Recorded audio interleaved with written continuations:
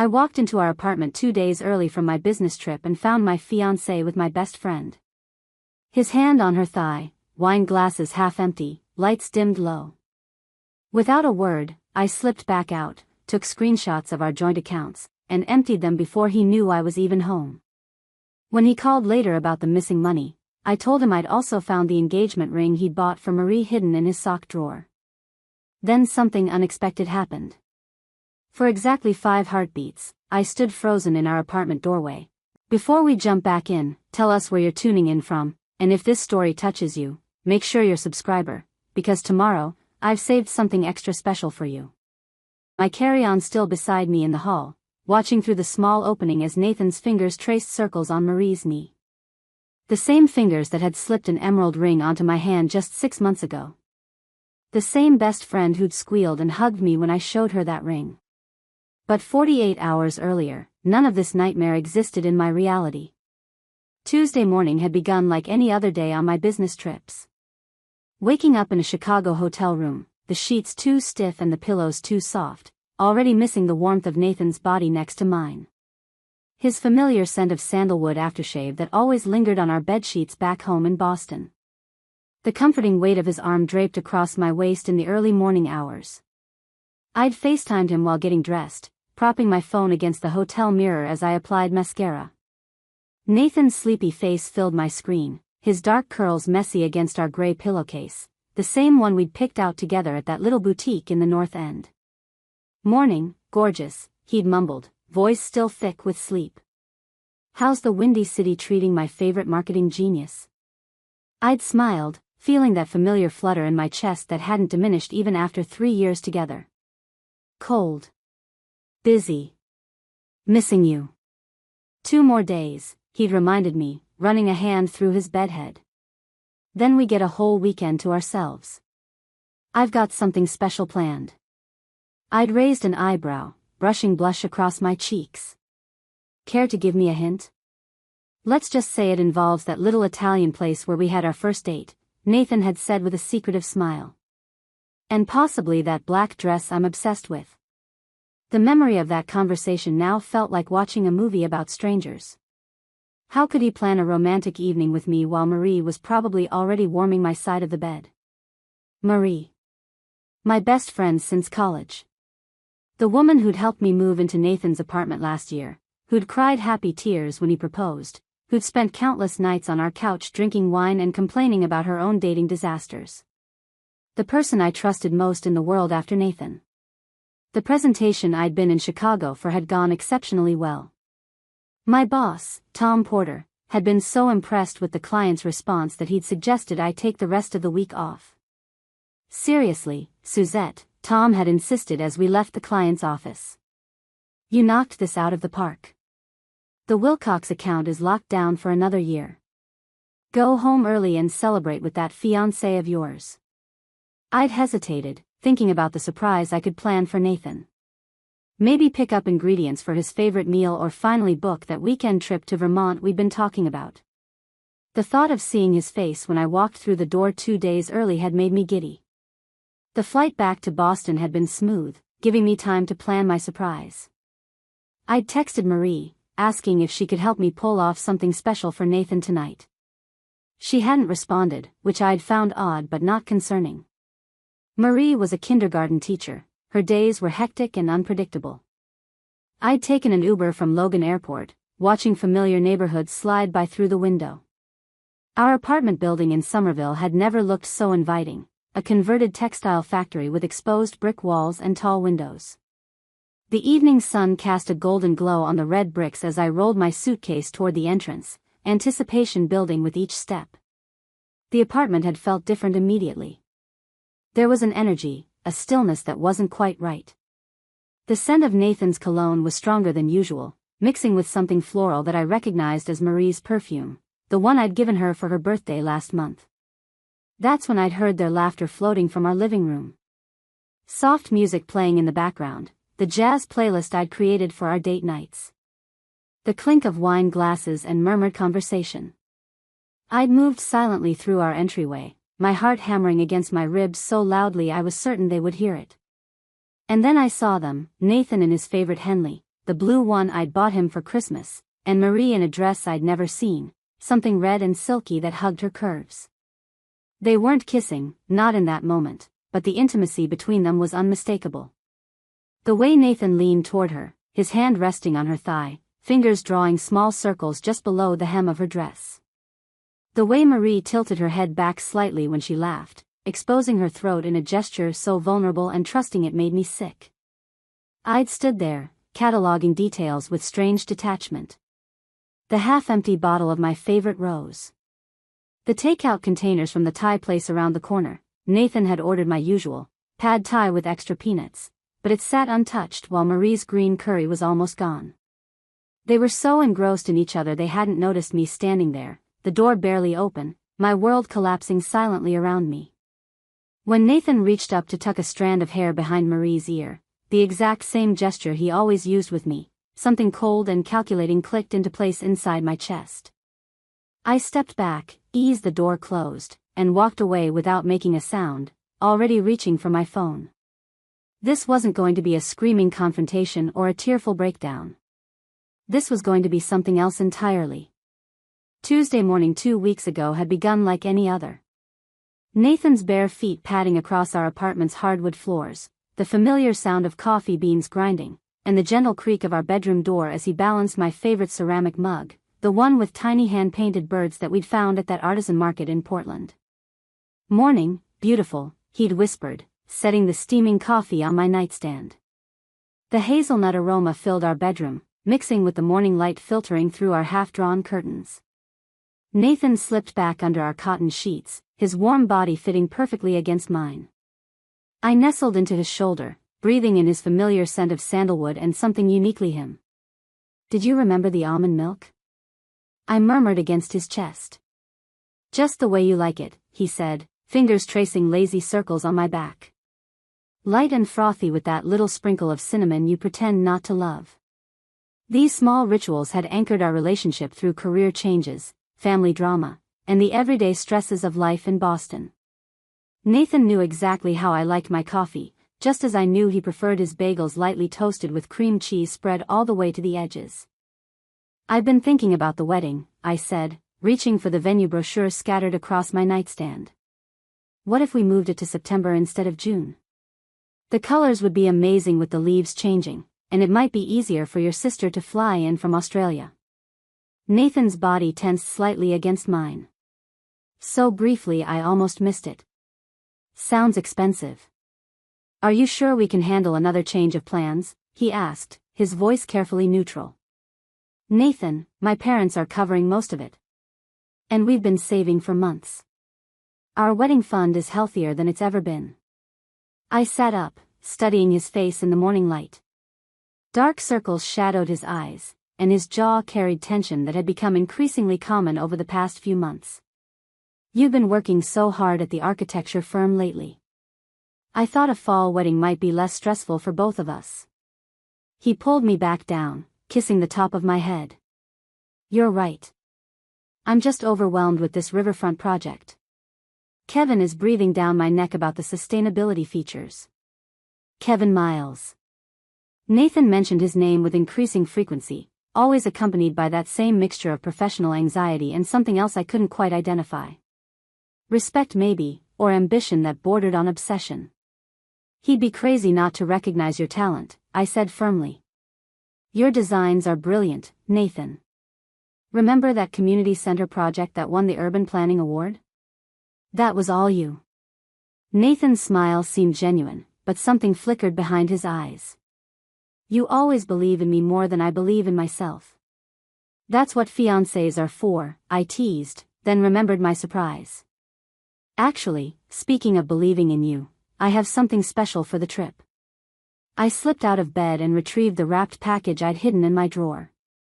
For weeks, I'd been working on a travel journal for my upcoming Chicago business trip, filling it with notes about local architecture I wanted to photograph for Nathan, restaurants we could try when he visited the city next month, and little love notes for each day I'd be gone. Nathan unwrapped the leather-bound journal with gentle fingers, his expression shifting from curiosity to genuine appreciation as he flipped through the pages. "Suzette, this is incredible. Did you make all of this?" Preparing and narrating this story took us a lot of time, so if you are enjoying it, subscribe to our channel, it means a lot to us. Now back to the story. Every page, I whispered, watching his face as he studied my careful notes and sketches. I thought I could document the buildings you're always talking about, take some inspiration photos for your riverfront project. Nathan pulled me close, his embrace feeling almost desperate. I don't deserve you. I really don't deserve someone as thoughtful and talented as you. At the time, I'd interpreted his words as humble gratitude. Now I realize they might have been the closest thing to honesty he'd offered in months. After our lazy breakfast of waffles and berries, I packed for my trip while Nathan retreated to his home office to review project files. The division of labor had evolved naturally in our relationship. Nathan focused on his demanding architecture career while I balanced my marketing job with planning our future together. As I folded clothes into my suitcase, I felt the familiar mix of excitement and reluctance that came with business travel. 1 week in Chicago, my longest trip yet, but a huge opportunity to prove myself to the executives at Porter Marketing Group. I walked through our apartment one last time before leaving for my trip, making sure everything was in order. The fridge was stocked with Nathan's favorites, cold brew coffee, those protein bars he liked, and ingredients for simple meals he could make while I was gone. Our calendar on the kitchen wall had my trip clearly marked, Suzette, Chicago, Wilcox presentation, with the dates neatly written in my handwriting. You've got the spare key for Marie, right? I called to Nathan. She said she'll water the plants and pick up the mail. Nathan appeared in the doorway of his office, his laptop balanced in one hand. Already gave it to her yesterday. She stopped by the office to grab it. Oh. I paused, feeling a flicker of something I couldn't name. I didn't realize you two had connected. That's convenient. Nathan shrugged, his expression neutral. She texted me since you were busy with presentation prep. No big deal. It wasn't a big deal. Marie had been my best friend since our freshman dorm days at Boston University. She'd helped plan our engagement party, spent countless evenings with us drinking wine and playing board games. Of course she and Nathan would text occasionally. So why did that simple exchange leave me feeling slightly off balance? You should get going, Nathan said, glancing at his watch. Don't want to hit rush hour traffic to Logan. He kissed me goodbye at the door, a quick peck that felt routine rather than romantic. Dead in Chicago. Call me when you land. The Uber ride to the airport gave me time to focus on my upcoming presentation. The Wilcox account was massive, a national retail chain looking to revamp their entire marketing strategy. Landing this client permanently could mean a promotion, maybe even that corner office I'd been eyeing for months. Yet my thoughts kept drifting back to Nathan. He'd been different lately, more distant, working later hours, less interested in wedding plans. I'd attributed it to stress from his riverfront project, but now I found myself cataloging small changes that had accumulated over the past few months. Nathan had started going to a new gym across town, even though there was a perfectly good one 3 blocks from our apartment. When I'd asked why, he'd muttered something about specialized equipment for his fitness goals. Yet his body looked the same to me, still lean and strong, but no visible changes despite his 3 times a week commitment. His phone had acquired a passcode 2 months ago. Just being security conscious, he'd explained when I'd noticed. Kevin had his identity stolen last month. Made me realize how careless I've been. There were the unexplained dinner charges at restaurants we'd never visited together. Client meetings, Nathan had said when I'd questioned a $127 bill from Bordeaux, an upscale French place downtown. Kevin likes to impress potential investors. Kevin again. Always Kevin. I'd brushed these concerns aside, trusting Nathan implicitly. After all, we were getting married in less than a year. We designed the ring together, an emerald instead of a diamond, set in white gold with tiny sapphires flanking the center stone. We had a joint savings account specifically for our wedding and honeymoon. We'd spent endless evenings discussing children's names, dream vacations, retirement plans. My flight from Boston to Chicago was smooth. As promised, I called Nathan when I landed. "Hey, you," I said when he answered, the airport noise almost drowning out my voice. Just touched down. Great, Nathan replied, his voice sounding distant. I could hear papers shuffling in the background. How was the flight? Fine. Quick. The hotel sent a car, so I should be checked in within the hour. Sounds good. A pause, then, hey, I might be hard to reach the next few days. Kevin moved up some deadlines, and we're swamped with the riverfront renderings. No problem, I said, ignoring the small twinge of disappointment. I'll be pretty busy too. The presentation's tomorrow, then we have workshops through Friday. Perfect timing, then. We'll both surface for air this weekend. We said our goodbyes, and I headed to baggage claim, feeling strangely hollow. Our conversation had the cadence of intimacy without any of its warmth. Like actors reading lines they'd rehearsed too many times. That night in my hotel room, I texted Marie a photo of the Chicago skyline from my window. Wish you were here. The architecture is amazing, Nathan would love it. Her reply came almost an hour later. Gorgeous. Miss you too. Been crazy busy with parent-teacher conferences. Can't wait to catch up when you're back. I sent her a heart emoji, then settled in to review my presentation one last time before bed. The thought of checking in on Nathan crossed my mind, but I decided against it. He needed space for his work, and I needed to focus on mine. That's how relationships survived, right? Mutual respect for each other's ambitions and boundaries. If only I'd known that those boundaries were already being crossed in ways I couldn't imagine. Wednesday morning in Chicago started with a text from Nathan, "Good luck today. You're going to crush it." Simple words that made me smile, still feeling that flutter despite the growing distance between us. I sent back a heart and a thank you, then focused on preparing for the biggest presentation of my career. The Wilcox executives filled the conference room by 9 a.m., 8 decision-makers who controlled a marketing budget larger than most companies' annual revenue. I took a deep breath, straightened my navy blazer, and began.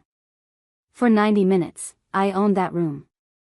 Every slide perfect, every question anticipated, every objection countered with data and creative vision. When I finished, Arthur Wilcox himself, founder and CEO, stood and shook my hand. "Ms. Owens, that was exceptional work. I think we found our new marketing partner." Back in my hotel room, I called Nathan immediately, vibrating with excitement. They loved it. I practically shouted when he answered. Arthur Wilcox said it was exceptional, his word, not mine. "That's great," Nathan replied, his voice oddly flat. I heard shuffling papers and muffled voices in the background. "Sorry, I'm in the middle of something with Kevin right now." "Oh." My enthusiasm deflated slightly. "No problem. I just wanted to share the news." "I'm really proud of you," he added, his tone softening. "Let's celebrate when you're back, okay?" After we hung up, I stared at my phone, that hollow feeling returning. This was the biggest moment of my career, and Nathan had barely managed 30 seconds of attention. I pushed aside my disappointment and called Marie instead. When she didn't answer, I texted her. "Just landed the Wilcox account. Wish you were here to celebrate with me." Her reply came hours later, "OMG, congrats. You're a marketing goddess. Rain check on celebration?" That night, I couldn't sleep. The high of professional success mixed uneasily with nagging concerns about Nathan and Marie's subdued reactions. I found myself doing something I'd never done before, scrolling through Nathan's Instagram activity. He rarely posted, but he liked and commented on others' photos regularly. There it was, a pattern so obvious I wondered how I'd missed it. Nathan had liked every single one of Marie's photos for the past 4 months. Not just casual likes, but comments too. Nothing inappropriate, but attentive in a way that made my stomach tighten. Love this perspective on her photo of Boston Common. The light is perfect on her sunrise shot from her classroom window. You captured it perfectly on her picture of a random coffee shop. I scrolled to my own most recent posts. Nathan had liked them, but no comments. No specific observations. Just dutiful acknowledgement. With shaking hands, I checked Marie's profile again. Her most recent photo, posted just hours ago, showed a glass of red wine on what looked like a coffee table. Her caption, "Perfect evening unwinding after a long week of parent-teacher conferences." Nathan had liked it within minutes of posting. I zoomed in on the photo, studying details. The table looked familiar, dark wood with a distinctive grain pattern. I'd helped Nathan pick it out at an antique store in Beacon Hill last year. It was sitting in our living room. My best friend was in my apartment, drinking wine, while I was 900 miles away. I took a deep breath. There could be innocent explanations. Marie was watering our plants. She was collecting our mail. Maybe she just stopped by and Nathan offered her a drink. They were my fiancé and my best friend, the two people I trusted most in the world. Thursday morning, I channeled my nervous energy into work. The Wilcox team wanted additional meetings, strategy sessions that would keep me in Chicago through Friday as planned. I threw myself into the opportunity, pushing thoughts of Nathan and Marie to the back of my mind. That evening, Tom Porter took our team out for a celebration dinner. As we clinked glasses, he leaned over. "You've done exceptional work here, Suzette. So exceptional that I think you deserve a break. Why not head home tomorrow instead of Saturday? Surprise that fiancé of yours." I froze, champagne glass halfway to my lips. Really? What about Friday's sessions? "Jenny can handle those," Tom said, nodding toward my colleague. "You did the heavy lifting. Go home, celebrate. You've earned it." I should have felt elated. Instead, a chill ran through me that had nothing to do with the restaurant's air conditioning. "That's incredibly kind," I said carefully. "Let me think about it." Later that night, I made my decision. I booked a Friday afternoon flight back to Boston without telling Nathan. Not because I wanted to surprise him with good news, but because I needed to know the truth. I'd always prided myself on thoroughness. It's what made me successful in marketing. Research, planning, analyzing patterns, understanding motivations. These same skills that had just landed the Wilcox account were now turning toward my personal life with laser focus. Thursday night in my Chicago hotel room, I opened my laptop and began methodically documenting the last few months of my relationship with Nathan. Not from a place of paranoia, but with the clinical precision of someone assembling evidence. Our finances were the logical starting point. Nathan and I maintained separate checking accounts but shared a savings account for our wedding and future home down payment. I logged into our online banking portal, something I did regularly as the one who managed most of our financial planning. The joint savings showed $42,687.53, money we'd been accumulating through my marketing bonuses and Nathan's occasional architecture awards. I scrolled through recent transactions, looking for anything unusual. The withdrawals jumped out immediately. 3 separate transfers in the past month, each moving $500 from our savings back to Nathan's personal checking. All made on evenings when I taught my volunteer marketing workshop at the community center. I opened a new spreadsheet and began categorizing Nathan's recent expenses from statements I could access. Restaurant charges at places I'd never been to. A hotel booking downtown, weekend architectural conference, he'd explained when I noticed the credit card alert. Clothing purchases from boutiques that didn't match his usual style preferences. The charges painted a picture I'd been too trusting to see. $237 at Bordeaux last Friday night, the upscale French restaurant he'd claimed was for client meetings with Kevin.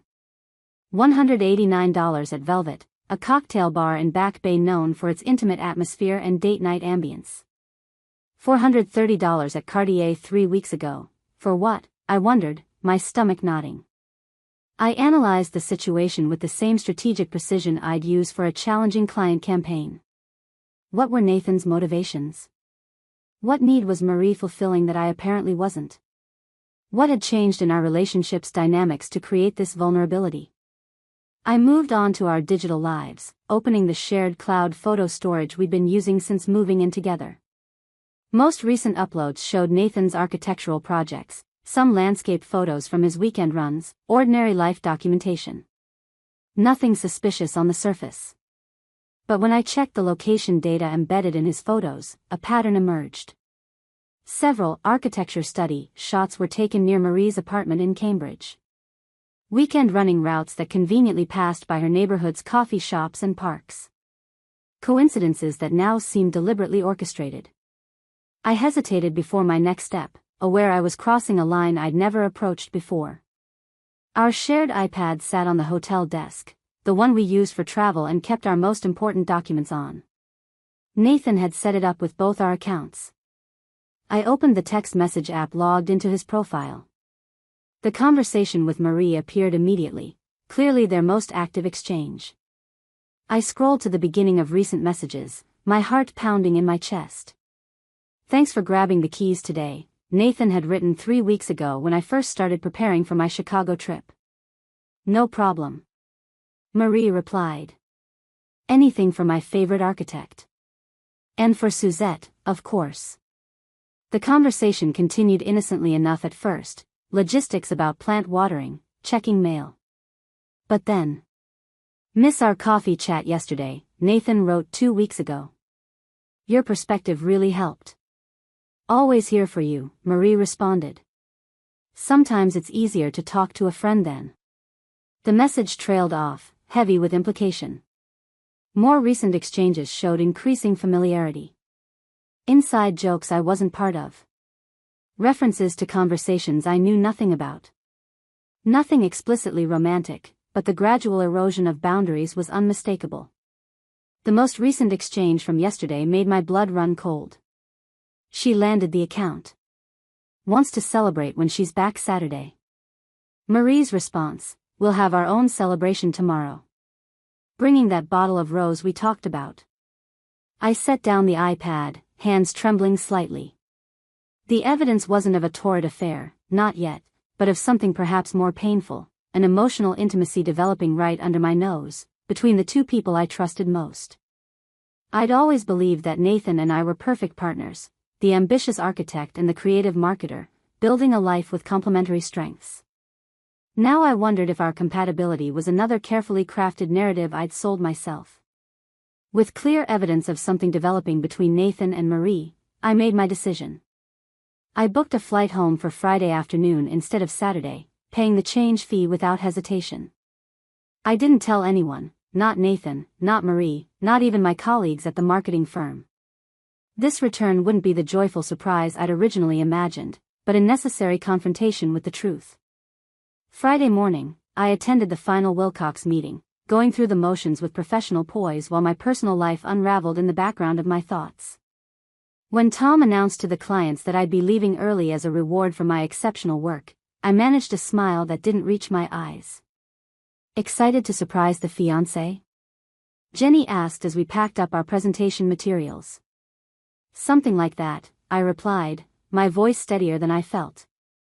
Back at the hotel, I packed methodically, my mind running through potential scenarios. What exactly would I say when I walked in? What if I was overreacting? What if I wasn't? My phone buzzed with a text from Nathan, "Miss you. Can't wait to see you tomorrow. Planning something special." I stared at those words, trying to reconcile them with the evidence I'd compiled. Was he planning something special with me, or was that just cover for his plans with Marie? The doubt felt like acid in my stomach. I didn't respond, the first time I'd ever left one of his messages unanswered. Instead, I sent a text to Carl Baker, my colleague at Porter Marketing who lived in my neighborhood. "Any chance you're heading home from the office around 6 tonight? Could use a friendly face for a quick coffee." Carl's response came quickly, "Absolutely. Is everything okay?" "Not really. I'll explain later. Just need someone nearby." It wasn't that I expected trouble, but something in me wanted a safety net, someone who knew I was coming home early, someone who could be reached quickly if needed. The flight from Chicago to Boston gave me 3 hours to prepare mentally. I sat by the window, watching clouds drift beneath the plane, organizing my thoughts like I would for a difficult client meeting. My marketing brain kept circling back to narrative control. Whoever framed the story first held the power. If I confronted Nathan emotionally, he could dismiss me as paranoid or irrational. If Marie was there, they could present a united front of innocence against my misunderstanding. No, I needed to maintain the element of surprise, observe unfiltered reality, and then decide my next steps based on irrefutable evidence. The plane landed at 5:38 p.m.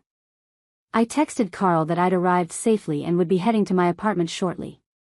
Then I ordered an Uber, giving the driver an address 1 block from our building. Some instinct told me not to pull up directly in front. Boston greeted me with a perfect spring evening, the kind Nathan and I would normally spend walking along the Charles River, planning our future together. The cherry trees were blooming along our street, pink petals drifting in the gentle breeze. I walked the final block to our building, rolling my carry-on behind me, heart hammering against my ribs. A familiar car caught my eye in the visitor parking, Marie's blue Honda Civic with the Boston University sticker in the back window. Not parked in a guest spot, but in my designated parking space. The first concrete confirmation that something was very wrong. I entered the building quietly, nodding to Mr. Owens, the elderly resident who always sat in the lobby in the evenings. He looked surprised to see me. Back early, Ms. Owens? Nathan didn't mention you were coming home today. It's a surprise, I said, managing a smile that felt like it might shatter my face. The elevator ride to the 4th floor was the longest 30 seconds of my life. When the doors opened, I hesitated, suddenly unsure if I wanted to know what waited behind our apartment door. I moved down the hallway on autopilot, rolling my suitcase as quietly as possible. Outside apartment 412, our home for the past 2 years, I paused. Music drifted from inside, something soft and jazzy from the vinyl collection I'd helped Nathan build. Gentle laughter, Marie's distinctive cadence, followed by Nathan's deeper response. My key slid into the lock. I turned it slowly, easing the door open just enough to see inside without announcing my presence. Our apartment looked different somehow, familiar yet foreign, like returning to your childhood home after years away. The lights were dimmed lower than I'd ever keep them. 2 wine glasses sat on our coffee table beside an open bottle of my favorite rose, the expensive one I'd been saving for when we finalized our wedding venue. Marie sat on our gray sectional sofa, the one Nathan and I had spent weeks choosing, deliberating over fabric swatches and measuring our space multiple times. She wore a burgundy dress I'd never seen before, her dark hair falling in loose waves around her shoulders. Nathan sat beside her, not touching in that moment, but positioned with a casual intimacy that spoke volumes. My engagement ring glinted on my finger as I gripped the door handle, the emerald catching the low light like a silent witness. I watched them through the narrow opening, my breath shallow, my mind documenting every detail with unnerving clarity. She has no idea, does she? Marie was saying, swirling rose in her glass. About any of it? Nathan's laugh felt like a physical blow, so familiar yet suddenly so foreign. Suzette lives in her marketing world. Numbers, strategies, client presentations. She hasn't noticed anything. It's almost too easy, Marie replied, her voice carrying a tone I'd never heard from her before. I feel bad sometimes, but then I think about how perfect this is. How perfect we are. When she gets back tomorrow, I'll tell her I need to talk, Nathan said, reaching for his wine glass. I've practiced what to say. How to let her down gently. My hand tightened on the door handle, knuckles turning white. Let me down gently? After 4 years together? After a proposal and ring and thousands spent on wedding deposits? She'll be devastated, Marie said, though her voice carried no real concern. You're sure about this timing? Right after her Chicago triumph? Better to do it now, before we waste more money on wedding plans, Nathan replied with chilling practicality. Besides, the new position with Kevin starts next month. Perfect timing for a fresh start. For both of us. I felt strangely calm as the pieces clicked into place. The career opportunity Nathan hadn't mentioned.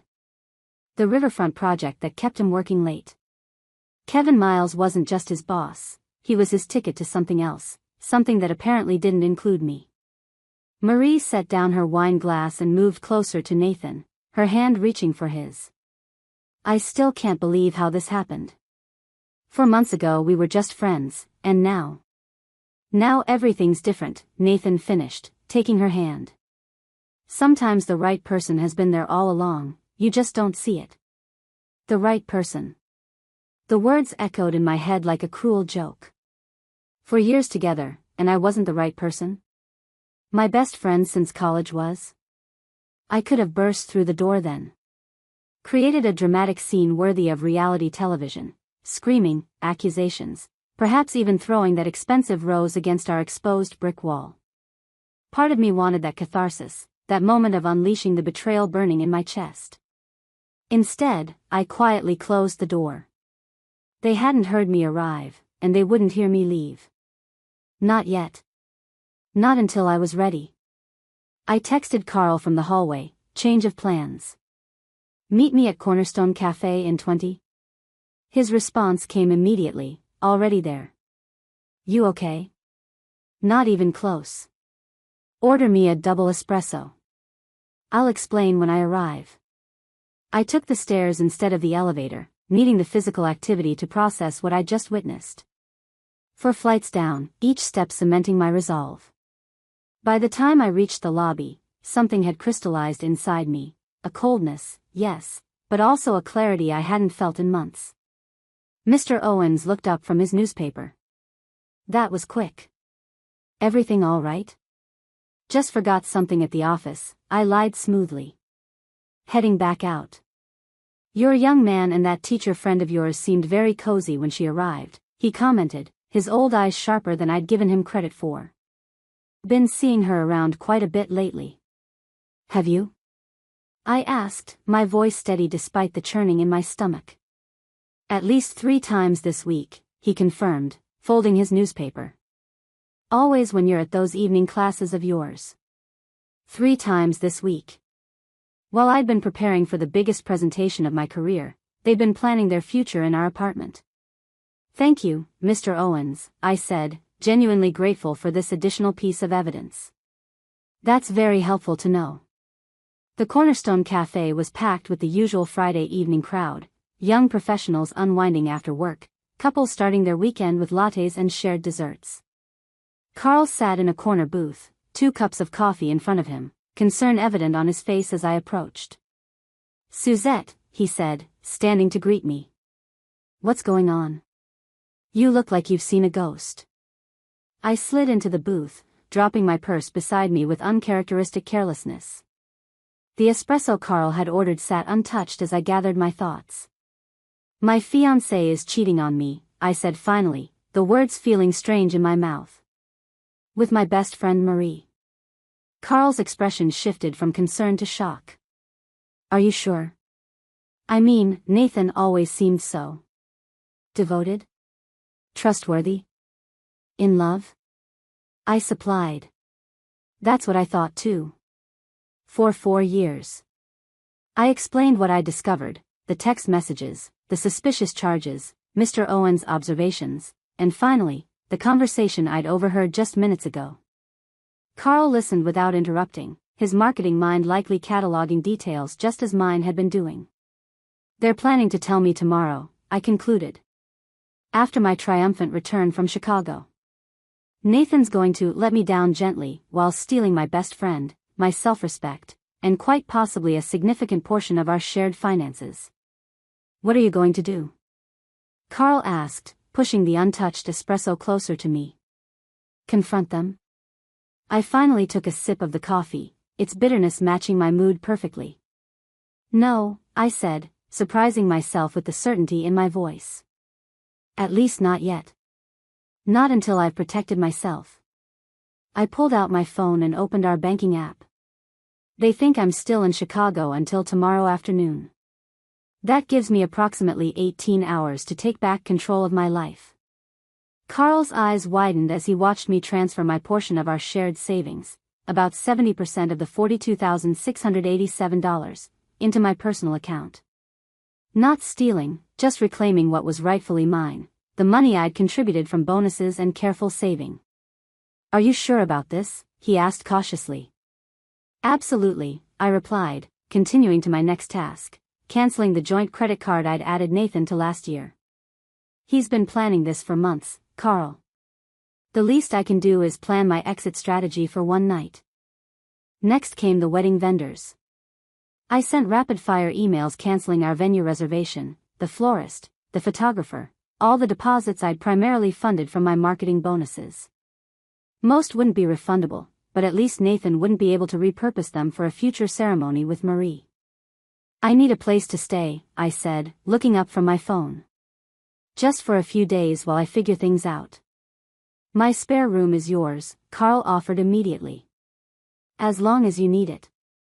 Jenny would say the same if she were here. I nodded gratefully, taking another sip of espresso. I need to go back to the apartment. There are things I need to get, important documents, irreplaceable items. Things I don't trust them with. Carl looked at his watch. It's nearly 7. Do you think they'll still be there? Based on their wine consumption and previous patterns, they'll be heading out for dinner soon, I said with the analytical precision I typically reserved for marketing strategies. Nathan always takes the 7:30 reservation at trendy restaurants. Gives them enough time for drinks first, ensures they're seated during the prime dining window. Right on cue, my phone buzzed with a notification from our shared credit card, a pending charge at Vivian's, an upscale French bistro downtown. $175 pre-authorization. The dinner Nathan had planned wasn't with me at all. They just left, I said, showing Carl the phone alert. Reservation at Vivian's. We have about 3 hours before they return, assuming they follow their usual pattern. Carl insisted on accompanying me back to the apartment. We took an Uber, sitting in silence as the city lights blurred past the windows. I felt strangely calm, operating on autopilot, my mind compartmentalizing emotional devastation and practical necessities with clinical efficiency. When we reached the building, Mr. Owens confirmed what the credit card alert had told us. Nathan and Marie had left 20 minutes ago, dressed for an evening out. He gave me a knowing look as we passed, his weathered face showing a sympathy that threatened to crack my carefully constructed composure. Inside the apartment, nothing had changed.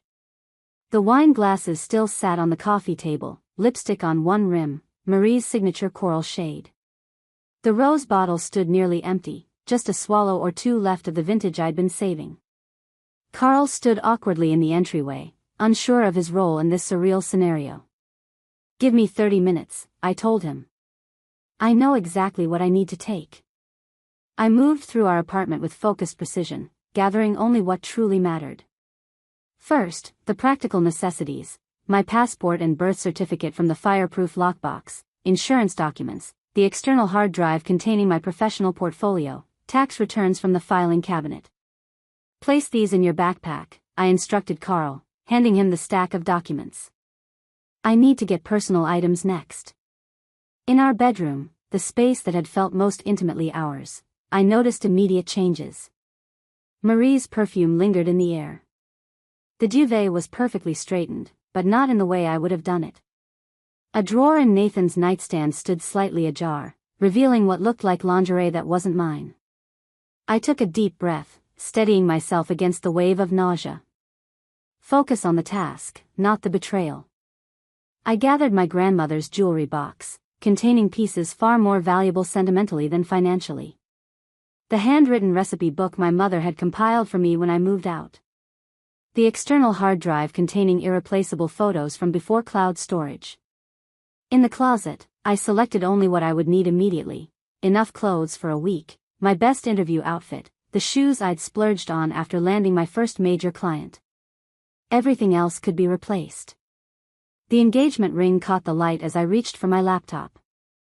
I stared at it for a long moment, then twisted it off my finger and placed it on Nathan's pillow. No note, no explanation. The empty ring would speak volumes when they returned. Do you want to take this?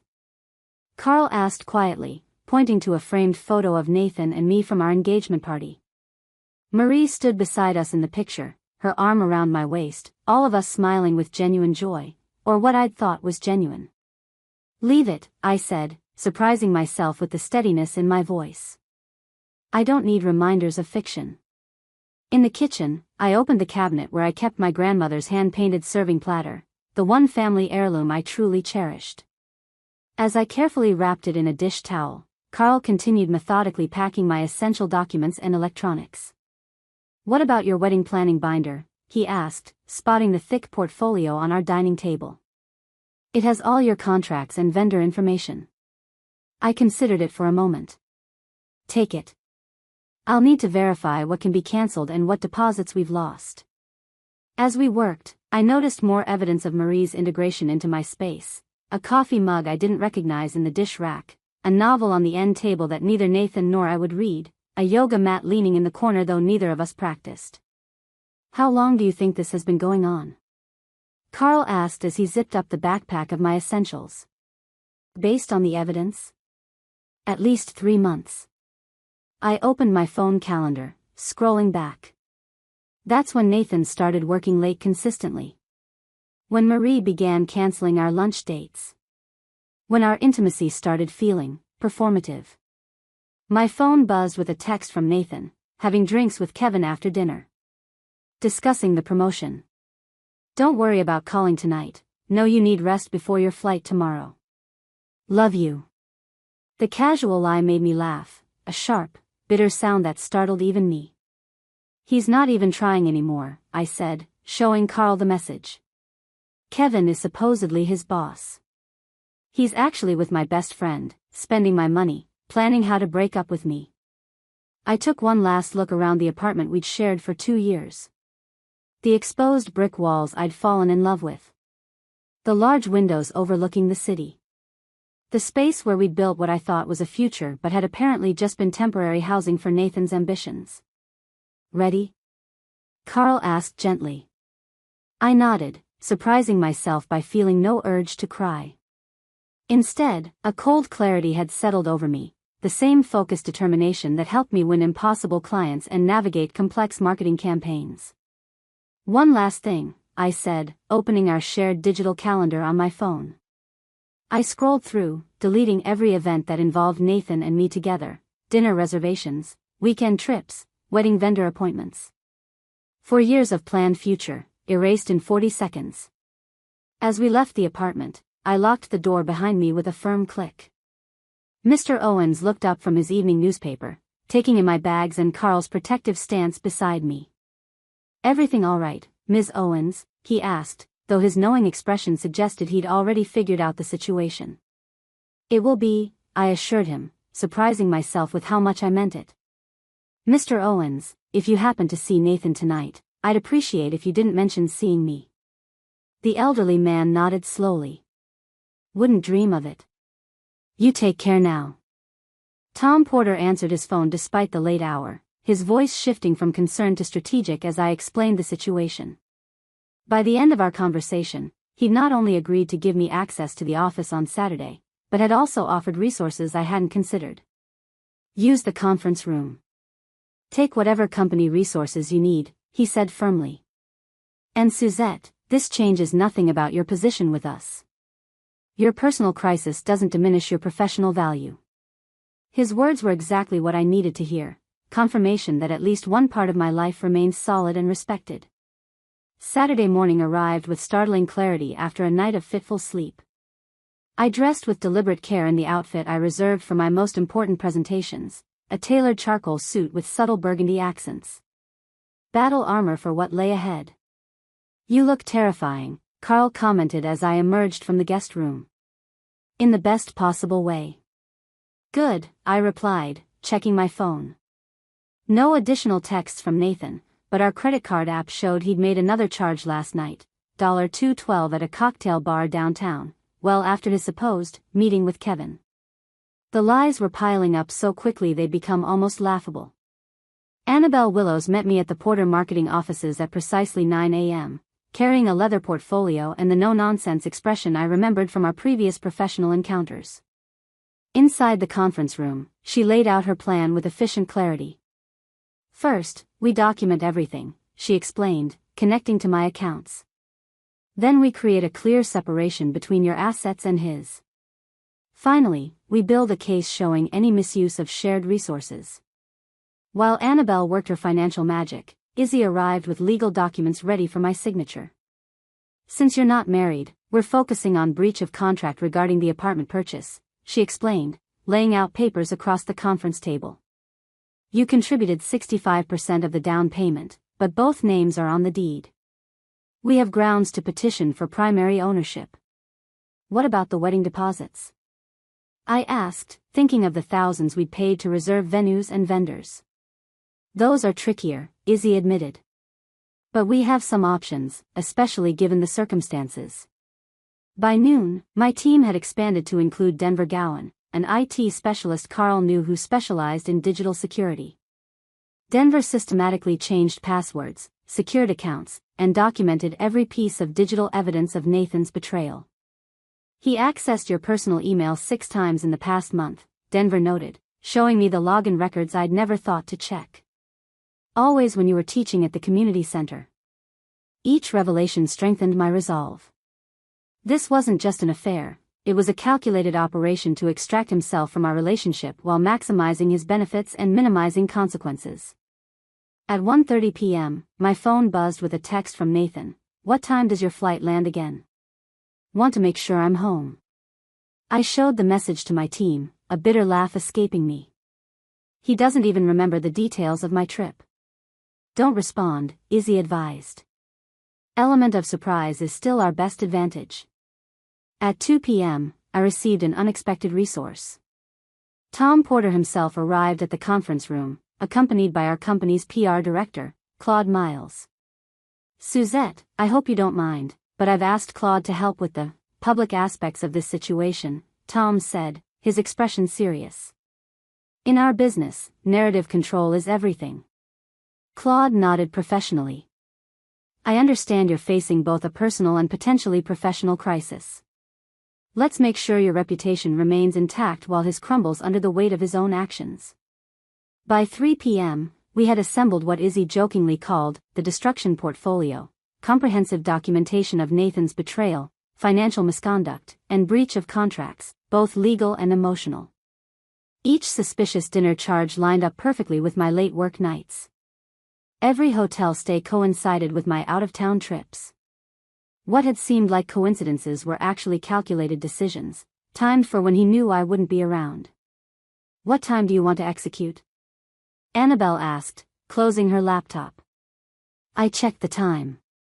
Nathan believed my flight was landing at 4:30 p.m. He would be home, perhaps with Marie, preparing for their rehearsed speech about letting me down gently. Now, I said, standing up with the portfolio in hand. They've had their last peaceful moment. Tom Porter answered his phone despite the late hour, his voice shifting from concerned to strategic as I explained the situation. By the end of our conversation, he'd not only agreed to give me access to the office on Saturday, but had also offered resources I hadn't considered. Use the conference room.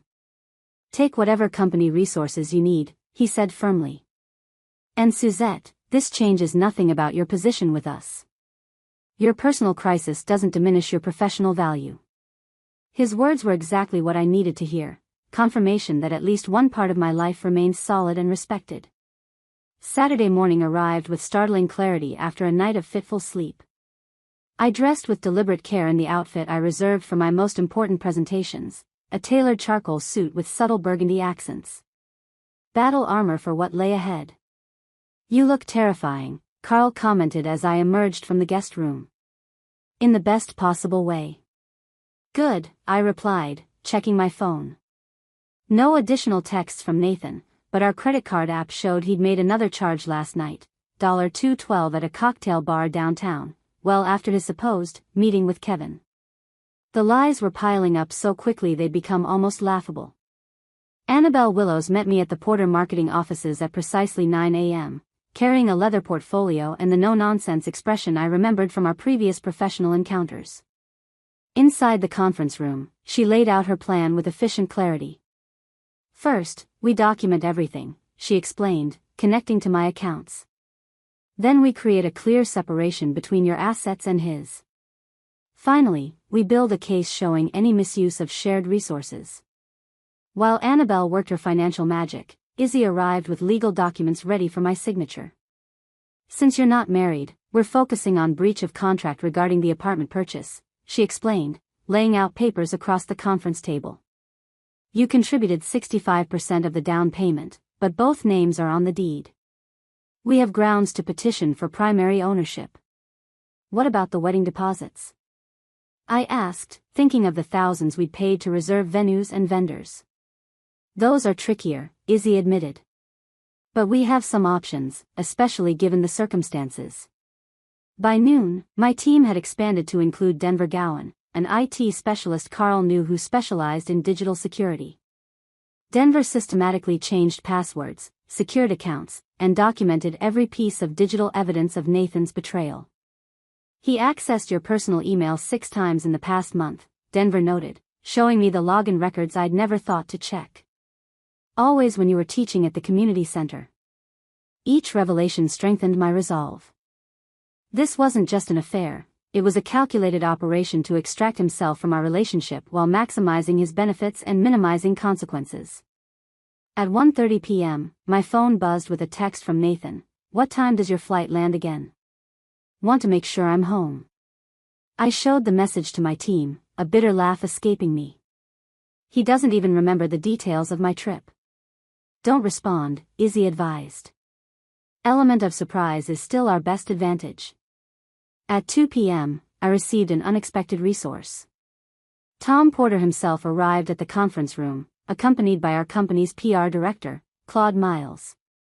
Suzette, I hope you don't mind, but I've asked Claude to help with the public aspects of this situation, Tom said, his expression serious. In our business, narrative control is everything. Claude nodded professionally. I understand you're facing both a personal and potentially professional crisis. Let's make sure your reputation remains intact while his crumbles under the weight of his own actions. By 3 p.m., we had assembled what Izzy jokingly called the destruction portfolio, comprehensive documentation of Nathan's betrayal, financial misconduct, and breach of contracts, both legal and emotional. Each suspicious dinner charge lined up perfectly with my late work nights. Every hotel stay coincided with my out-of-town trips. What had seemed like coincidences were actually calculated decisions, timed for when he knew I wouldn't be around. What time do you want to execute? Annabelle asked, closing her laptop. I checked the time. Nathan believed my flight was landing at 4:30 p.m. He would be home, perhaps with Marie, preparing for their rehearsed speech about letting me down gently. Now, I said, standing up with the portfolio in hand. They've had their last peaceful moment. I unlocked our apartment door with steady hands, pushing it open to reveal a scene that might have appeared domestic to an outsider. Nathan and Marie stood in our kitchen, unpacking groceries with the comfortable rhythm of a long-established couple. A bottle of champagne sat on the counter alongside what looked like ingredients for an elaborate dinner, clearly not meant for my homecoming but for their celebration of my impending dismissal. They both froze when the door opened, expressions shifting from confusion to shock as they registered my presence. Nathan recovered first, his architect's face quickly assembling a mask of surprised delight that didn't reach his eyes. Suzette. You're home early. He stepped forward as if to embrace me, then halted abruptly when he noticed Tom and Izzy behind me. Who are these people? Marie remained by the counter, her face drained of color, hands gripping a bunch of fresh basil that suddenly seemed absurd in its normalcy.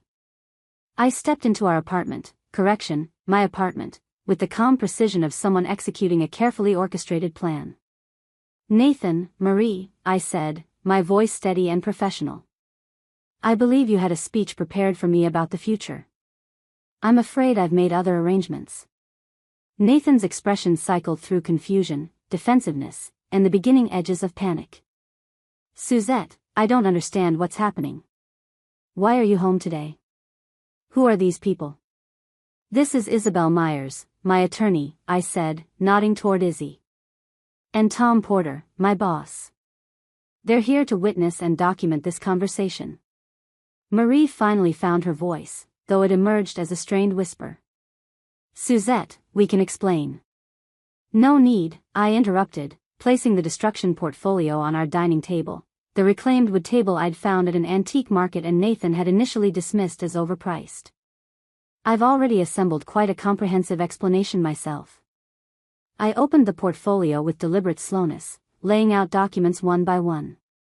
Bank statements highlighting Nathan's withdrawals from our joint savings. Credit card statements showing dinner charges for two at restaurants I'd never visited. Screenshots of text messages between them planning their evenings while I worked late. "What is this?" Nathan demanded, his architect's precision crumbling into defensive anger. "You've been spying on me?" "I've been protecting myself," I corrected, continuing to arrange evidence across the table. "Just as you've been protecting your exit strategy for the past 3 months. The color drained from Nathan's face as his eyes tracked over the documents, recognition dawning that his carefully constructed narrative was disintegrating before it could even be deployed. "These are private communications," Marie said, stepping forward with indignation that might have been convincing if her hands weren't shaking. "You had no right." "Actually," Izzy interjected smoothly, "as Ms. Owen's name is on all these financial accounts, and these communications occurred on devices and platforms she co-owns and pays for, she had every legal right. What's less clear is your right to be in her apartment using her designated parking space."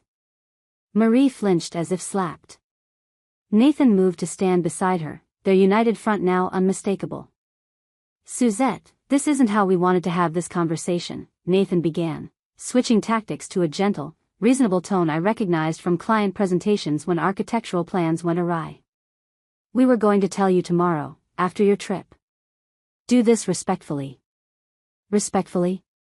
I repeated, the word tasting bitter. Was it respectful to plan this for months behind my back?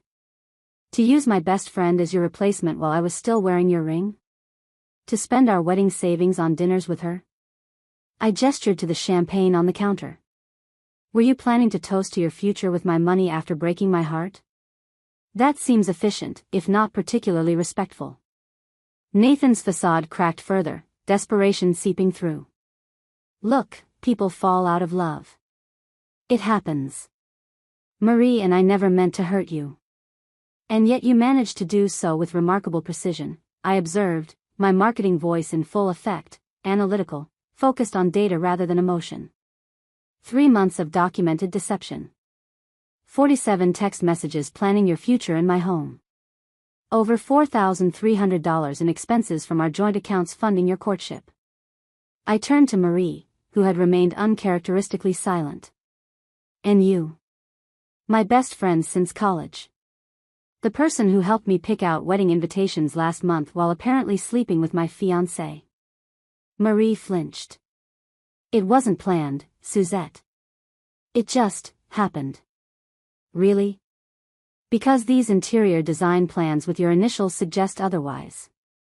I pulled out the RM Designs printouts, watching recognition flicker across their faces. "These look remarkably planned to me." The room fell silent for several long moments, the only sound the gentle hum of the refrigerator we'd purchased together last year. Nathan had insisted on the premium model for its supposed longevity. "What do you want?" Nathan finally asked, his voice hollow. "Money? The apartment? Some kind of revenge?" "Justice," I replied simply. "And for you both to understand exactly what you've lost." The weeks following the confrontation were a blur of legal meetings, financial separations, and the methodical dismantling of the life I'd planned with Nathan. I moved permanently into Carl's spare room while Izzy handled the apartment situation. Nathan fought briefly for the apartment, claiming he'd put more sweat equity into the renovations. The argument collapsed when Izzy produced receipts showing I'd paid for 70% of the materials and hired professionals for the work Nathan claimed credit for. "He'll be vacating by the end of the month," Izzy informed me during one of our weekly meetings.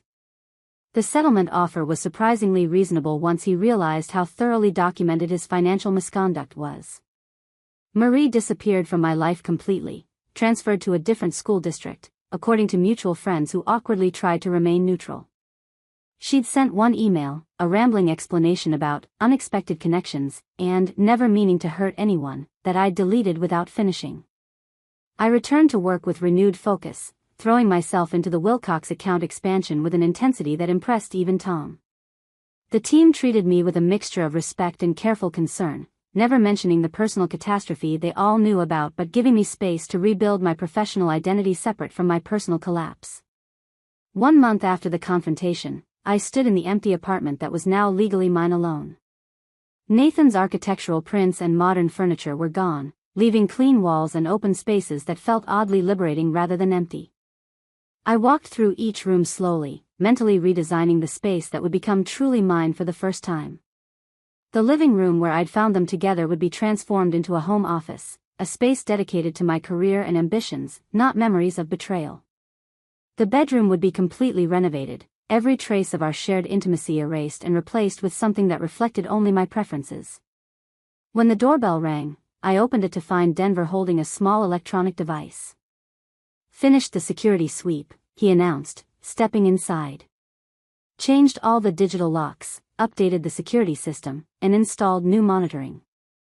No one enters without your specific authorization now." I nodded gratefully. "And the other security measures?" "They're completely locked out of your life now, digitally speaking," Denver confirmed with a satisfied nod. "Not even a shadow of connection remains between your accounts and theirs." He paused, giving me a knowing look. "And if they try anything, you'll know immediately." The precautions might have seemed excessive to some, but the methodical violation of my privacy by the two people I trusted most had left me with a healthy paranoia about security. As Denver left, my phone buzzed with a text from Annabelle. "Final accounting complete. Settlement documents ready for signature. You're getting 82% of shared assets based on contribution evidence. Meeting Monday to finalize?" Another piece of my reclamation falling into place. That evening, I created what I privately called my truth box, a simple wooden container where I placed items representing authentic connections and genuine accomplishments. My Wilcox contract. Congratulatory notes from colleagues. A small painting Carl had given me as a housewarming gift for the newly reclaimed apartment. Conspicuously absent were photos with Nathan or Marie, mementos from our engagement, or anything that represented the fiction I'd been living in.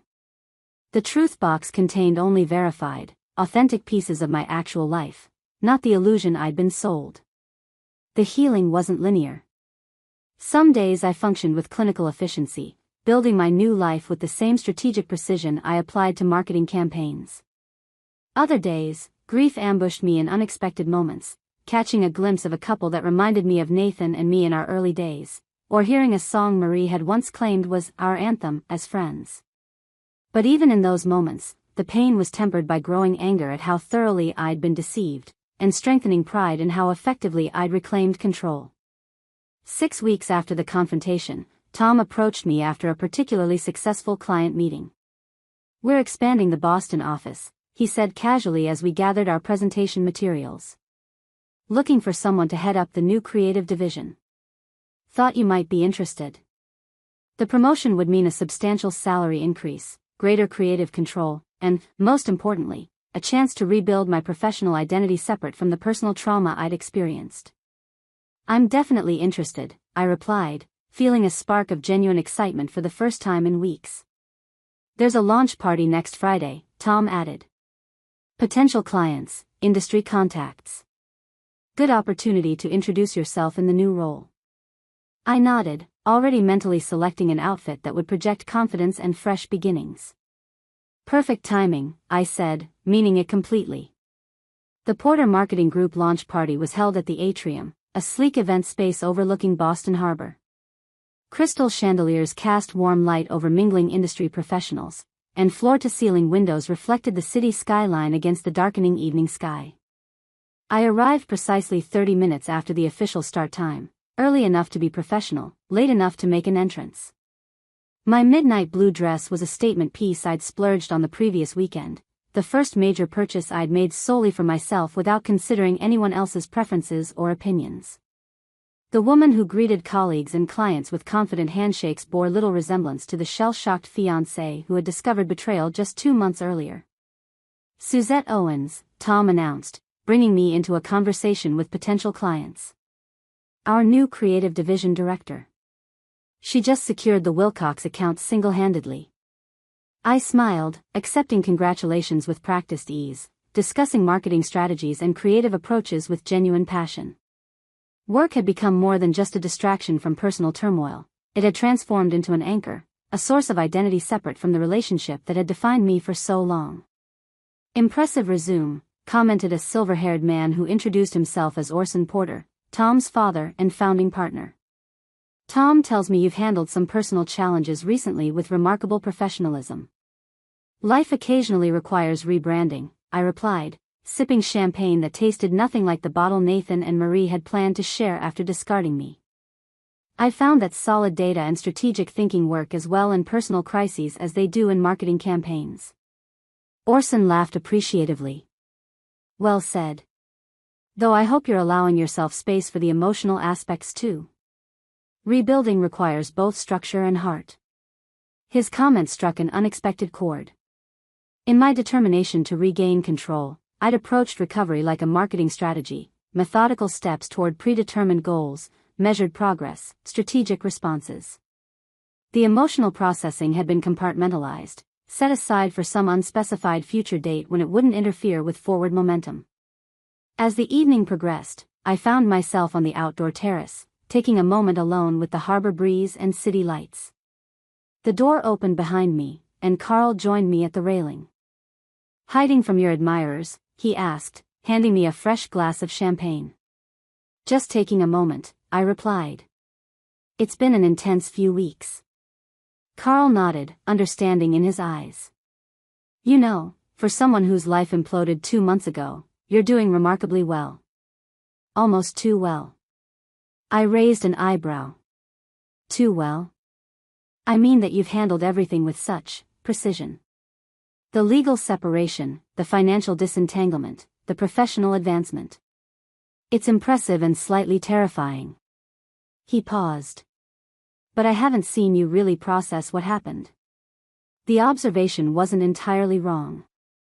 I'd channeled all my energy into tangible outcomes, securing the apartment, separating finances, advancing my career. The emotional reckoning had been neatly sidestepped, filed away like an unpleasant task I could indefinitely postpone. What would processing even look like? I asked, genuinely curious. Crying? Raging? I did those things. For about 48 hours. "Maybe it looks like acknowledging that what happened hurt," Carl suggested gently. "That beyond the practical betrayals, the financial deception, the misuse of shared resources, there was a human hurt. A friendship lost. A future erased." I stared out at the harbor, watching boats bobbing gently on the dark water. "If I acknowledged that hurt," I said finally, "I might not be able to function as effectively. And I need to function." "You don't always need to be effective," Carl countered. "Sometimes you just need to be human." The party continued inside, voices and laughter drifting through the glass doors. My new colleagues, new clients, new professional identity waiting to be fully inhabited. But Carl's words lingered, challenging the narrative I'd constructed about my own recovery. The truth was both simpler and more complex than the strategic response I'd executed.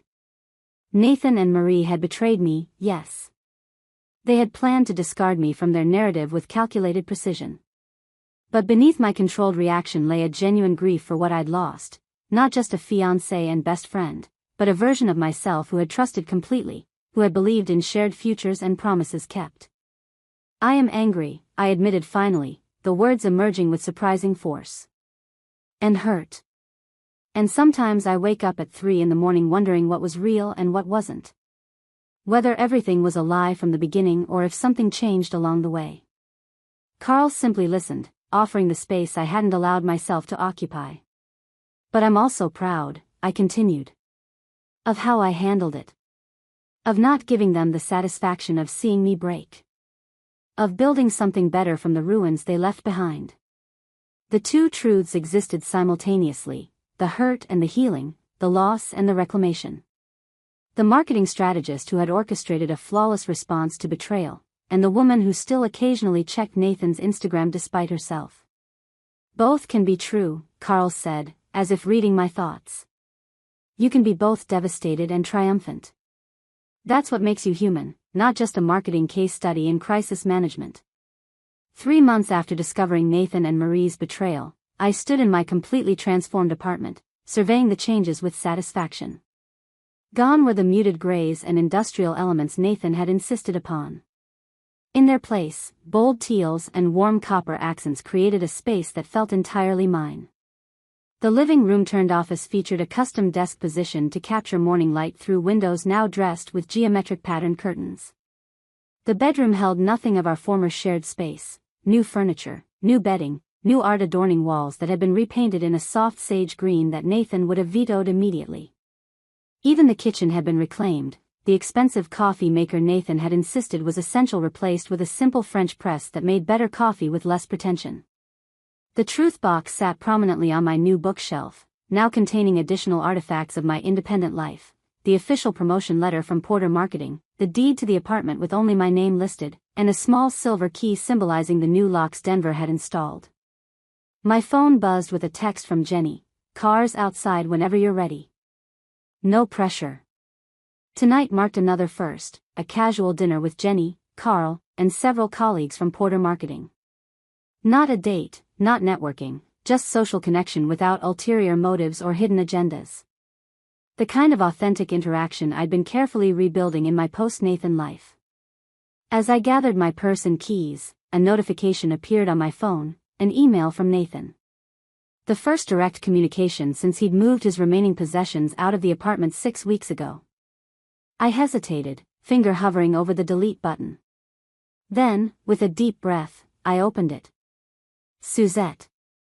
I've been trying to find the right words for months. There aren't any. What Marie and I did was inexcusable. The way we handled everything was cowardly and cruel. You deserved better, both in how the relationship ended and throughout its course. I've accepted a position with a firm in Seattle. Marie and I are no longer together. Turns out relationships built on deception aren't particularly stable. Who knew? I'm not writing for forgiveness or to reopen wounds.